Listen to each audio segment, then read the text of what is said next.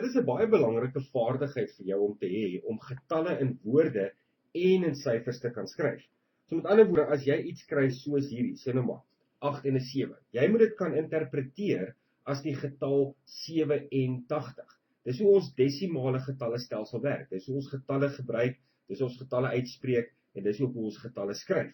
Maar nou, omdat hy in Afrikaans uitgespreek kan word as 87, moet jy dit ook kan skryf. So jy moet dit kan skryf as 87. Baie belangrike vaardigheid vir jou om te hê, om die ene weerspring tussen die syfers en die woorde te kan doen. So as hulle nou vir jou iets gee, so 87 in woorde, en hulle sê plus in woorde, en hulle sê byvoorbeeld iets anders, kom ons sê nou maar die ander getal is 22, hulle gee vir jou dan nou nog 'n getal in woorde, dan moet jy daardie hele sin in Afrikaans kan gaan omskakel na syfers toe, om meer sin te maak.